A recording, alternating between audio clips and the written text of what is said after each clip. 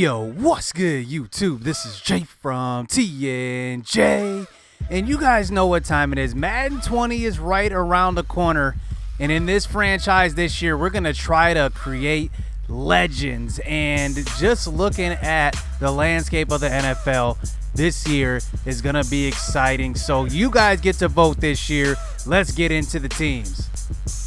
Let's start off in the NFC South with the Tampa Bay Buccaneers, led by quarterback Jameis Winston, and he is coming up on a contract year, so it's going to be interesting to see how he would play this. Do we re-sign him? Is he our quarterback of the future, or do we go another direction? Because they haven't won with him, and we'll need to see if maybe we should win without him. But they do have a cornerstone at receiver, Mike Evans, and he has a good running mate as well in Chris Godwin, so I wouldn't be surprised to see these guys develop in the future. They're both really young still and can develop together. At tight end, they have two good tight ends, OJ Howard and Cameron Brate. Not a bad 1-2 combo on offense. I mean, their offense really should be better than what they are, but their running back situation is, it's not horrible, but it's still a little messy with Peyton Barber and along with Ronald Jones as well. I think Ronald Jones really has to step up here in year 2. We'll see how he does. I think this team will be decent on defense, starting with the new acquisition in the offseason, and that's going to be Ndamukong Suh clogging up the middle, and then their ends aren't too bad either. They have Shaquille Barrett, who's coming away from the Broncos, and then also JPP. I mean, that's not a bad defensive line. And at linebackers, they have some pretty good ones. Devin White is the young guy, and he's a rookie, but he's very athletic. Definitely going to be a thumper in the middle of that defense, and he's just going to fly all around the field. And then do not forget about one of the best linebackers in the game in Levante David. And then at cornerback, they have Vernon Hargreaves. I think he's going to be really good here in I believe it's his 3rd season coming up. And then, behind him, I don't think they have too many guys that are proven, but I think, they have at least some young pieces they can develop. We'll see how that goes. Staying in the NFC, we're talking about a team that just can never get over the top, and that's the Detroit Lions. I mean, let's just talk about this franchise as a whole. I mean, they basically retired 2 of their best players in their franchise in Barry Sanders and Calvin Johnson. And they didn't retire them, but, I mean, they just didn't put a winning team around them. And, I mean, it drains people. If you play in a city that you just doesn't win, I mean, it just drains you. But they do have a cornerstone at quarterback. And Matt Stafford's actually going into his prime at age 30. I think they need to win with him. I mean, they have no choice. They have a defensive coach in Matt Patricia. I don't know what this team's going to be honest.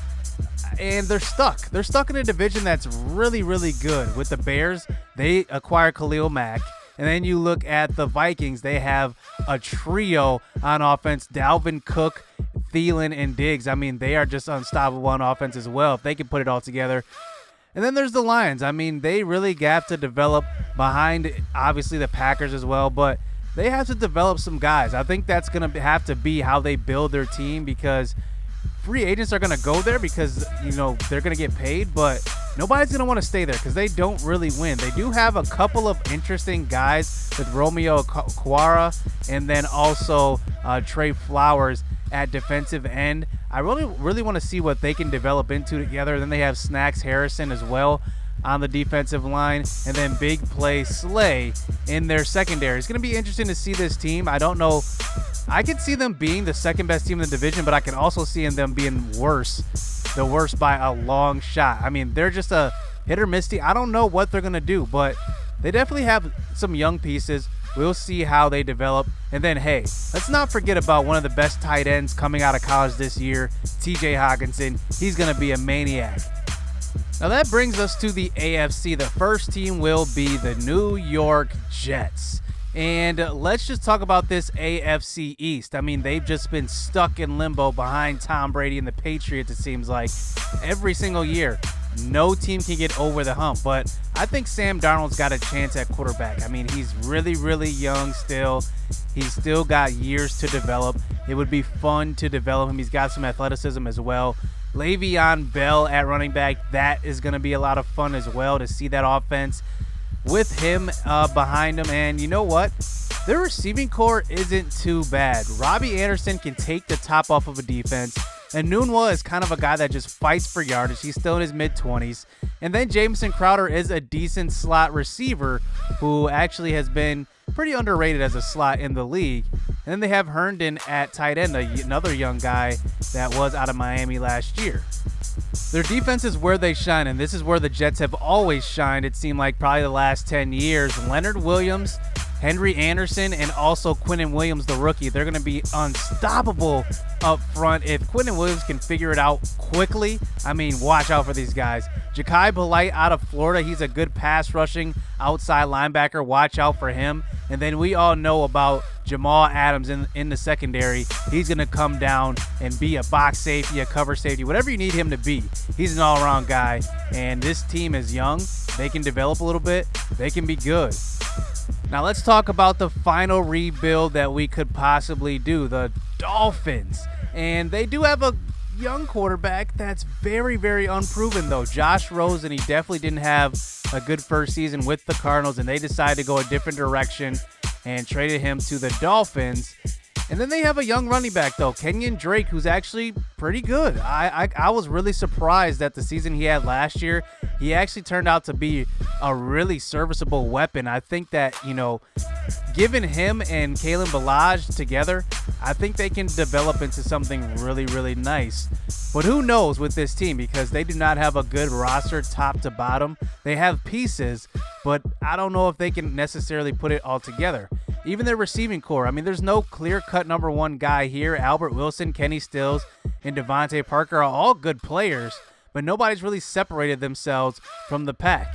I do still like Mike Gesicki at tight end. He's a good young tight end. He can develop a little bit, and I don't know. I think he has a bright future if they develop him right. There isn't too much to say about their draft class going into this season, though, and that's kind of sad because the only guy they really drafted that has promise, at least in the near future, is going to be Christian Wilkins, and I don't know how good he's going to be, but he can definitely develop into something that at least you can kind of groom to be a stopper on the defensive line. And I think that, you know, I don't know. I think that he's maybe the most consistent piece out of anybody that's young. I mean, I'm just grading off of Cobb there, but who knows? But then we have Minkah Fitzpatrick in the secondary. You can definitely build around him. But I don't see any other clear-cut guy you can really, truly build around on this defense. Maybe Xavier Howard, but honestly, if you want to rebuild this team, you might have to get rid of him. He's really, really good, don't get me wrong. But, I mean, if you want to kind of build a team, you're going to need to trade for draft picks, and Howard might be the guy you might have to get rid of to get some real draft capital. So Madden 20 is right around the corner, so leave your vote in the comments section. Let me know who you guys think I should roll with out of those four teams. All rebuilds for sure. I'm not going to pick a great team. I'm going to pick a team that's kind of in a rebuilding state and see where we land with them. So let me know. You guys choose, and we'll have another vote as well on the community tab, so you don't want to miss that vote. As long as you're subscribed, you will get to vote twice. So you want to vote on this video and the poll that I will put up within the next couple days. So let me know what you guys think of these teams and who you voting for. Let's see, Madden 20 just around the corner. Let's get it. Let's go.